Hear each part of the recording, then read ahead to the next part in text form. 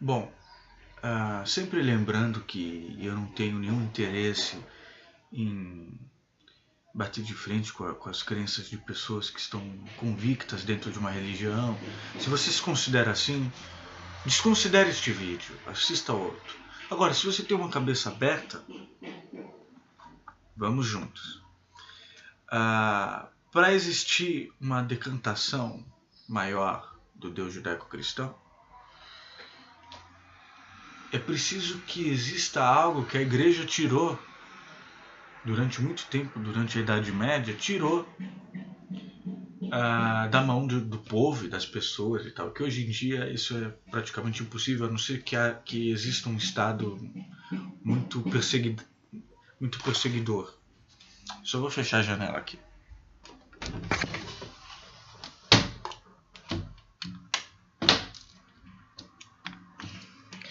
E que aspecto é este? É o conhecimento.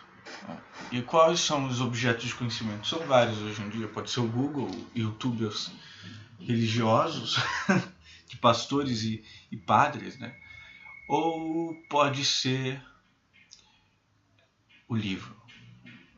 Então, por exemplo, este livro aqui, que eu não lembro como que veio parar na minha biblioteca, é um livro do Charles Francis Potter, História das Religiões, a vida dos líderes religiosos. Então é um livrinho bastante grosso, com mais de 500 páginas, em que ele se debruça sobre um percurso histórico das religiões, de várias, Ocidente e Oriente, focando nos líderes. Então, esta decantação do Deus judaico-cristão, ela pode encontrar um veio bastante potente neste estudo, num estudo histórico, né, num estudo concreto histórico. Porque através desse estudo nós fazemos uma decantação do divino. Dependendo dos rumos que a história poderia ter tomado, a história das religiões monoteístas seria outra. Ou seja, este caráter relativo da história das religiões faz desabar qualquer ideia extrínseca. Portanto, no primeiro vídeo desta série, eu coloquei este fator extrínseco, tal, semiótico, semiológico até, de uma forma filosófica. Mas vamos puxar para a história, para fazer essa decantação, essa pulverização, essa até destruição, se quiser. Por exemplo, ele começa falando do Akhenaten, né, considerado a primeira individualidade na história, etc., que teve uma vida muito obscura e cujos suas pistas estão no Museu do Cairo.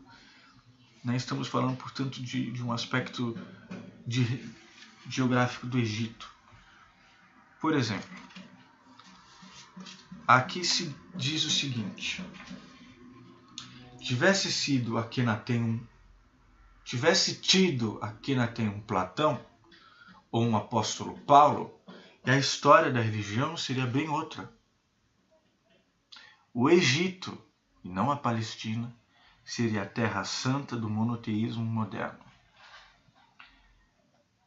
Ou seja, o status quo cristão depende de fatores históricos, não naturais ou divinos. Deus poderia ser outro. E por que Paulo, né? Porque Paulo, depois ele vai, quando ele chega já depois de Cristo e tal, porque Paulo é quem internacionaliza, né, o cristianismo pela primeira vez de uma forma mais abrangente e ampla. E Platão, porque se não existisse Platão, possivelmente Sócrates dificilmente teria uma obra estabelecida, escrita. Né? Sócrates ficava nas praças, nos lugares públicos falando, não escrevia, não estabeleceu, não intelectualizou sua obra. Isso quem fez foi Platão. É interessante chegar aí. Se não fosse o Paulo, por exemplo, talvez não haveria essa disseminação, internacionalização do cristianismo.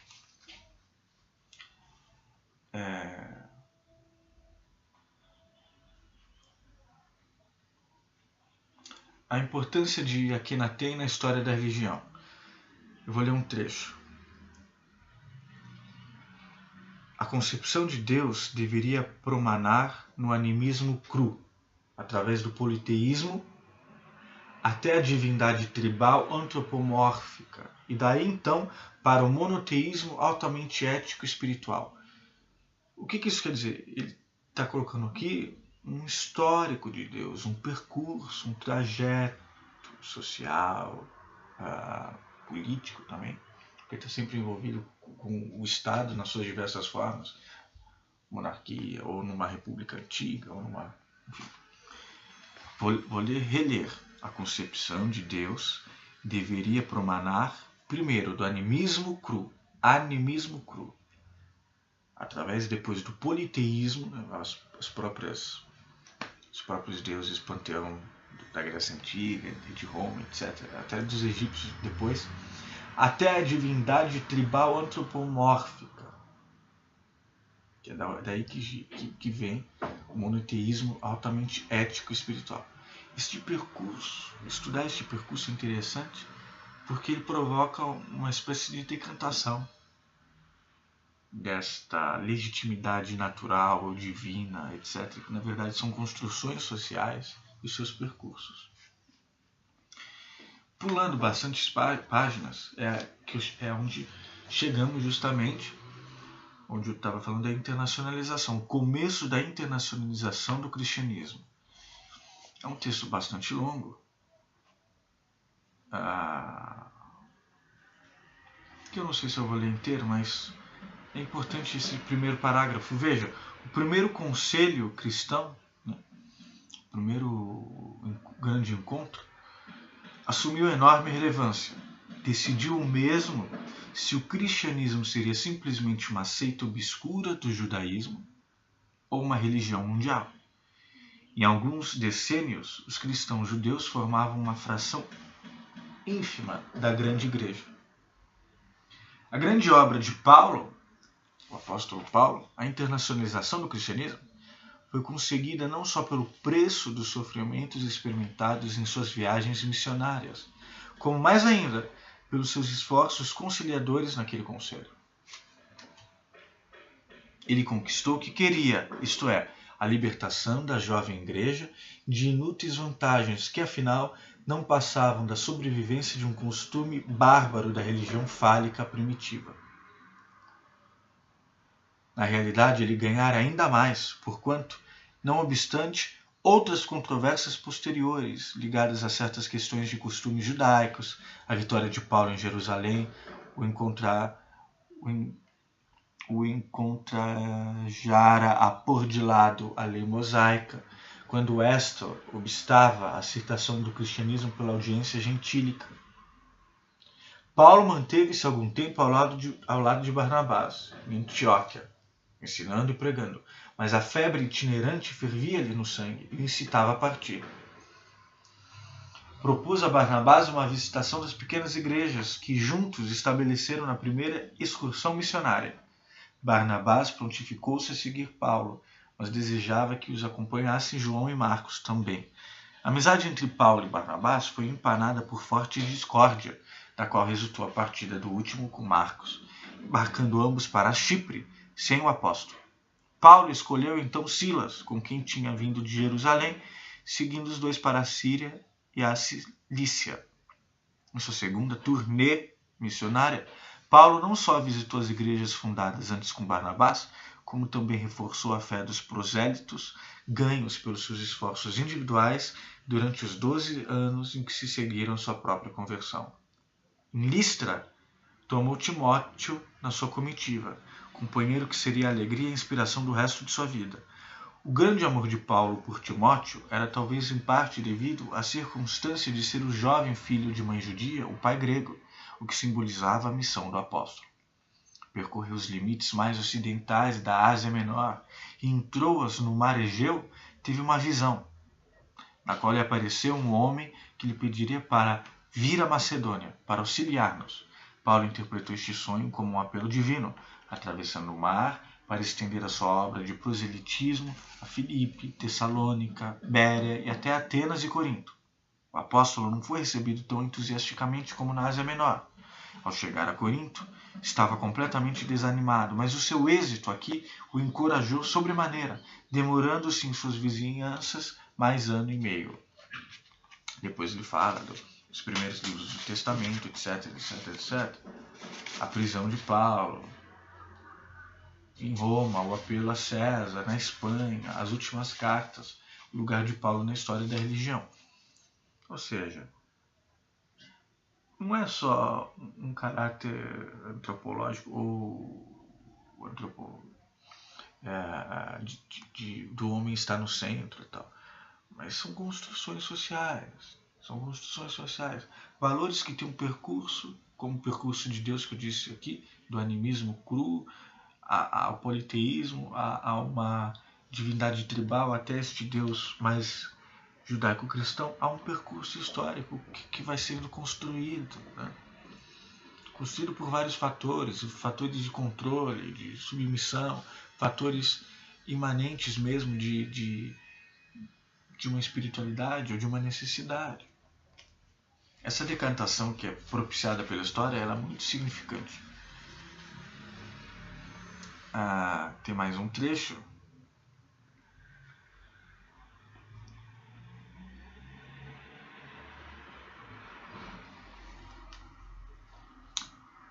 Bom, no raiar da vida dos sentidos estão as raízes desse impulso primacial em prol da preservação própria.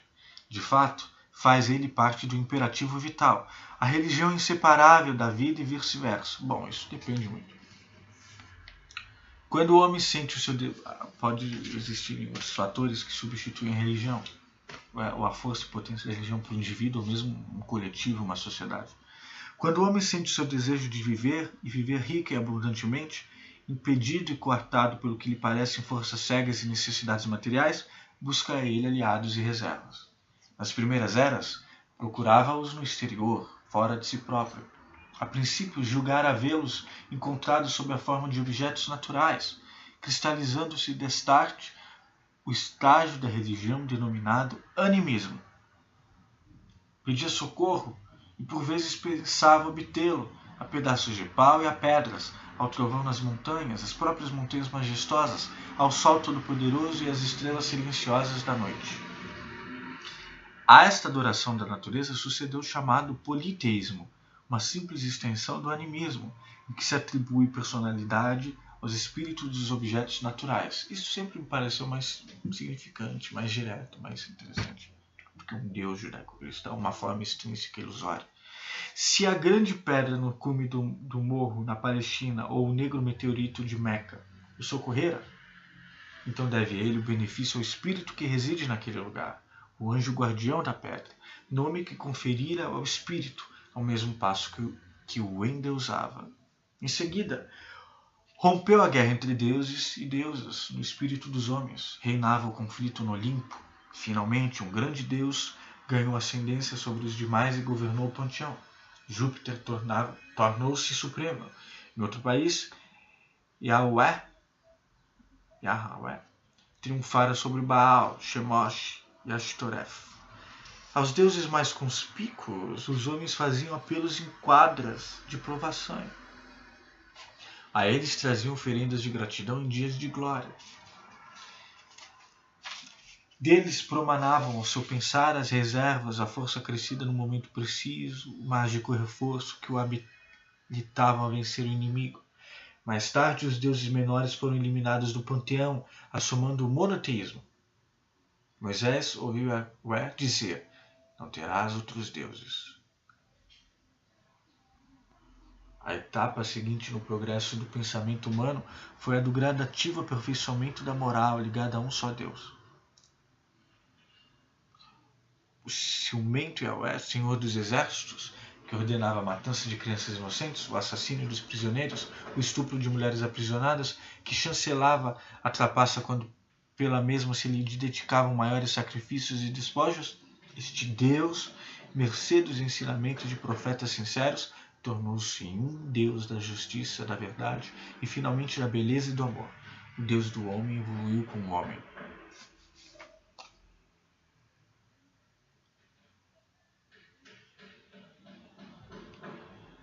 Veja, dentro destas construções sociais, históricas, esses construtos que nós estamos vendo, há, portanto, este percurso. E dentro deste percurso, nós notamos que com o próprio homem, a sua noção de Deus ou de deuses vai mudando. Segundo este texto, que é muito tensionado, há um aperfeiçoamento de Deus. Só que isso não é bem verdade. Porque o Deus judaico-cristão, mesmo dentro da cultura brasileira, como ele é colocado, a não ser que ele seja sincrético com as religiões afro-brasileiras, Umbanda e Candomblé, que são politeístas, este Deus assim que a gente vê os cristãos falarem e tal, ele é muito tosco em vários aspectos. Né? O José Saramago tem várias coisas interessantes. Quer dizer, o Deus do Velho Testamento e mesmo no Novo Testamento ele é muito tosco. A gente nota muitas falhas e há uma refutação muito concreta deste suposto aperfeiçoamento de Deus, ou da noção de Deus, que correria de mãos dadas com o aperfeiçoamento do homem. Porque, na verdade, é o que diz o Saramago, Deus fez o mundo em 6 dias e descansou no domingo, e depois não fez mais nada. Isso é um absurdo, né? É uma coisa assim patética. E depois vigiar a vida de cada um, e depois ser um velho de barba num trono, qualquer uma dessas representações. Tudo isso é muito patético. É sempre mais complexo, mais imanente, mais interessante um Deus presentificado, corpóreo, né? Diz o Nietzsche. Não acredito num Deus que não dance. Então este Deus tribal, e mesmo o animismo cru no contato com a natureza, e mesmo o politeísmo, são essas 3 noções amplamente mais complexas e menos ressentidas, menos raivosas, menos humanoides. Humanoide no sentido que há um devir humano e é possível fazer um despovoamento do inumano em nós mesmos e no nosso próprio corpo. Humanoide no sentido pejorativo, né? Carregado de ações do que há de mais terrível a nível dos afetos, não da moral, na sociedade. Né? Basta ler o Velho Testamento, mesmo aspectos do Novo, todo com uma maldade intencionada, proposital. Então, tanto o animismo cru quanto o politeísmo e um Deus tribal, essas 3 noções, essas 3 formas são para mim muito mais instigantes, muito mais sinceras. Né? Não são modelos intrínsecos propositalmente usados para controlar, embora haja a própria discussão de Paulo e depois Francisco de Assis e todo o resto, e no próprio ensinamento de Jesus, esta carga do amor, etc. Amor, uma paz, uma justiça social, etc. Mas está lá sempre, através dos padres e dos pastores, está lá sempre este uso de um Deus que nos pesa opressivo. Né? Então, Pai, afasta de mim este cálice. Gilberto Gil conta num vídeo que tem aí que é muito difícil para ele cantar essa música por causa do aspecto da tortura da ditadura e por causa deste pai, deste Deus, né? Terrível. Terceira pessoa da santidade. A primeira, aliás. Nos escaninhos lôbregos, onde a fé cega havia assegurado aos povos a existência de Deus, ali mesmo eles descobriram, com a luz da ciência, poderosas leis. Alguns chamam-no evolução, enquanto outros o denominam Deus. Mas é aquele aspecto. A ciência, sobretudo a física quântica, tem dado uma razão maior ao panteísmo, que é uma outra noção diferente das outras 3 e da noção judaico-cristão, a noção panteísta, que é fantástico. E o Deus de Spinoza, que o Einstein dizia, né? Eu não acredito em Deus, a Bíblia é coisa infantil para criança, mas se eu tiver que acreditar, seria o Deus de Spinoza. É um Deus que se aproxima muito do panteísmo, um Deus imanente, não é extrínseco. Nos últimos tempos, o homem começa a suspeitar que essas reservas de poder, às quais pode recorrer nas quadras de aperto, talvez estejam em si próprio. O Deus transcendente do céu transformou-se no Deus imanente no homem. O reino de Deus, descoberto por Jesus, está em nós e não fora de nós. Sócrates aconselhou os homens a se conhecerem, cada um por si. Mas nos 2000 anos ou mais decorridos, relativamente pequeno tem sido o progresso nessa direção. O que sucederá quando se tornar comum essa troca de ideias?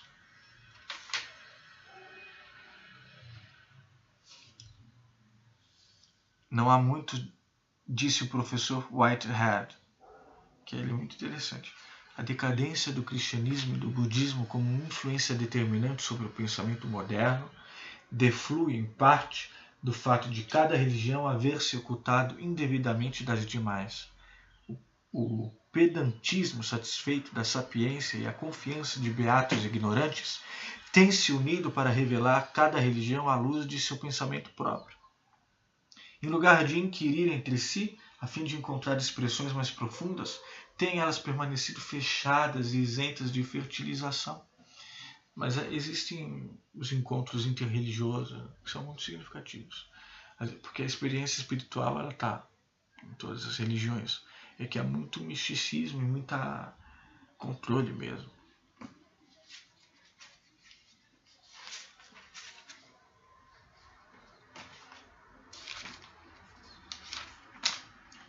A maior prenda, porém, que decorrerá do estudo científico da religião será o poder criador do homem.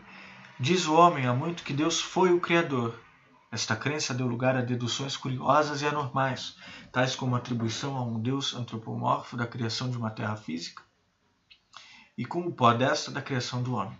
Essas ideias eram ingênuas e primitivas, mas nem por isso deixam de encerrar uma verdade nuclear. A habilidade criadora deste poder, ou Deus, como os homens o denominaram, está ao alcance deles. O mundo está ainda por fazer.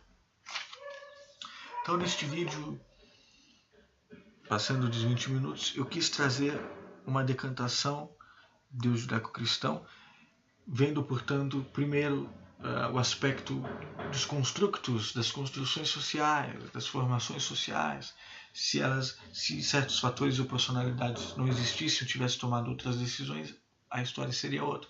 E todo, não é um aspecto apenas casual, mas todo esse aspecto interessante, histórico, ele determinou muita coisa. Então isso ajuda na decantação, segundo as várias outras noções de Deus e o percurso histórico de Deus até chegar no Deus judaico-cristão. É preciso todo este estudo e todos esses processos para nós obtermos o quê? Não uma outra visão antropomórfica de um homem no centro, como aquele desenho do Leonardo e tal, super poderoso, tampouco teomaníaco, mas para que estoure um cano na nossa consciência, nas nossas vidas, e possa passar outras coisas que estão emperradas com esta forma extrínseca e ilusória. É isso por enquanto.